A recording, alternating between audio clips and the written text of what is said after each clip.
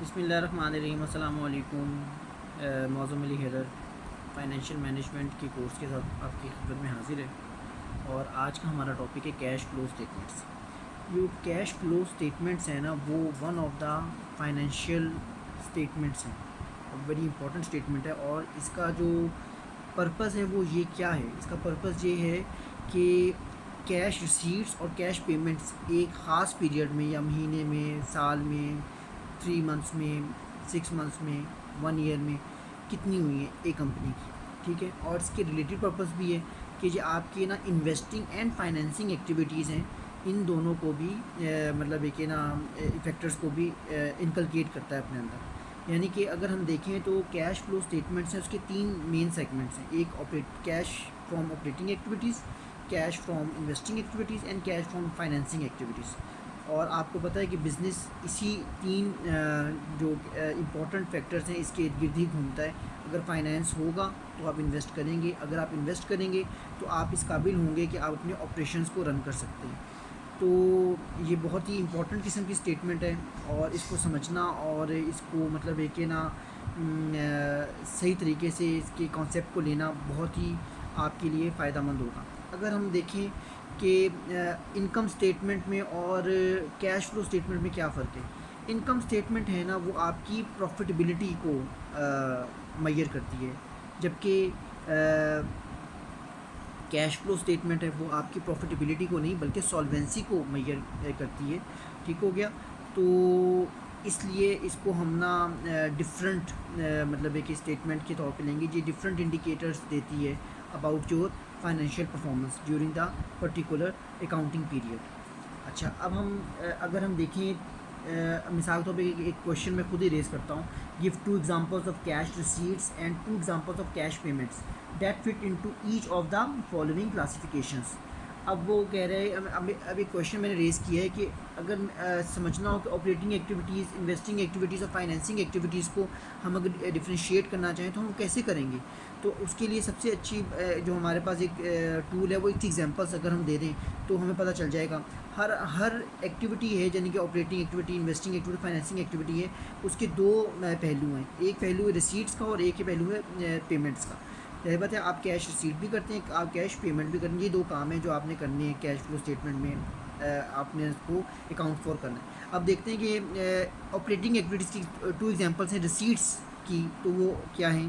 Cash received from customers, dividends and interest received. ये 2 examples हैं receipt side की operating activities की। अब ऑपरेटिंग एक्टिविटीज़ की पेमेंट साइड की कौन सी है कि cash paid to suppliers and employees, interest paid, income tax paid. इससे आपको वाज़े तौर पे समझ में आ जाता है कि ना ये ऑपरेटिंग एक्टिविटीज़ हैं ना, ये आप झलक रही है कि ये आपकी इनकम स्टेटमेंट के आइटम्स ही हैं जो कि आपकी इनकम स्टेटमेंट के अंदर आम तौर पे लिखे होते हैं। लेकिन ये कैश फॉर्म में अगर जब आप करेंगे तो आप उसको कैश फ्लो स्टेटमेंट में भी शो करेंगे और उसको एक नए आस्पेक्ट से देखेंगे कि हर चीज़ के बहुत सारे एस्पेक्ट्स होते हैं। इनकम स्टेटमेंट वो किसी और एस्पेक्ट के तौर पे आ रहा है और कैश फ्लो स्टेटमेंट किसी और एस्पेक्ट को मतलब एक ज़ाहिर करने के लिए आ रहा है। अब हम इन्वेस्टिंग एक्टिविटीज़ उसकी एग्जांपल्स देखते हैं रिसीट और पेमेंट साइड की। रिसीट साइड में जी sales of investment, collecting loans और सेल्स ऑफ प्लांट एसेट्स। ये 3 काम करेंगे तो आपके पास पैसा आएगा, ठीक है, फ्रॉम इन्वेस्टिंग एक्टिविटीज़। पेमेंट्स की अगर देखें, purchases of investments, lending cash, purchases of plant assets. ठीक हो गया, ये आपकी आ गई इन्वेस्टिंग एक्टिविटीज़ की। अब फाइनेंसिंग एक्टिविटीज़ को देखें, अगर उसमें रिसीट साइड पे आता है शॉर्ट टर्म और long term borrowing, issuance of capital stock, sales of treasury stock. ये 3 तरीके हैं जिसके ज़रिए से आप फाइनेंस अपना इकट्ठा करते हैं, ठीक है, फ्रॉम जनरल पब्लिक या किसी भी बैंक वगैरह से, ठीक है। तो ताकि आप उसको इन्वेस्ट करें और कुछ एसेट्स वगैरह परचेज़ करें और उन एसेट्स को इस्तेमाल में लाकर अपने ऑपरेशंस को रन करें और अपने एक बिज़नेस को अच्छे तरीके से रन करने में कामयाब हो। पेमेंट साइड में आता है repayment of debt, purchase of treasury stock और retirement of outstanding shares, payment of dividends. ये अब हमने ना कुछ एग्जांपल्स अगर आपसे शेयर की हैं तो इससे आपको काफ़ी हद तक मतलब एक ना आइडिया हो जाता है कि ये कैश फ्लो स्टेटमेंट है क्या और उसकी जो 3 सेगमेंट्स हैं वो क्या रिप्रेजेंट करते हैं, जिसमें ऑपरेटिंग एक्टिविटीज़ हैं, इन्वेस्टिंग एक्टिविटीज़ हैं और फाइनेंसिंग एक्टिविटीज़ हैं। ठीक हो गया। अब एक और क्वेश्चन है जो कि रेज़ हो रहा है कि जी ये जो इंटरेस्ट पेड और इंटरेस्ट रिसीव्ड है, ये तो लगता है कि इन्वेस्टिंग एक्टिविटीज़ और फाइनेंसिंग एक्टिविटीज़ से रिलेटेड है, तो जी हम ऑपरेटिंग एक्टिविटीज़ में शो क्यों करते हैं? तो अगर हम इसको इसको अगर मतलब कि आंसर करें तो ये है कि net cash flow from operating activities generally reflects the cash effects of transactions entering into the determination of net income.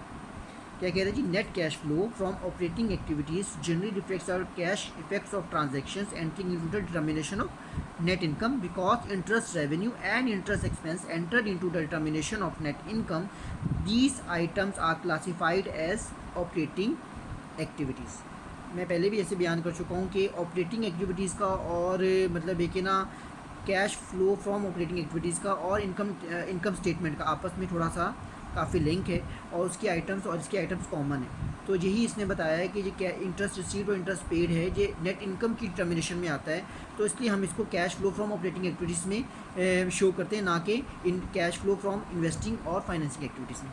अब तक के लिए ये जो हमने कैश फ्लो स्टेटमेंट है इसमें अभी इतने से क्वेश्चन ही डिस्कस किए। आगे मज़ीद आपके साथ मैं बहुत सारे क्वेश्चंस हैं इससे रिलेटेड शेयर करूँगा ताकि ये कॉन्सेप्ट मज़ीद इंपॉर्टेंट कॉन्सेप्ट मज़ीद आपके साथ ना आप इसमें ना मतलब है कि इसको समझ सकें और इसको प्रैक्टिकली अपने साथ लेके जा सकें अपनी प्रैक्टिकल लाइफ में। Thank you very much.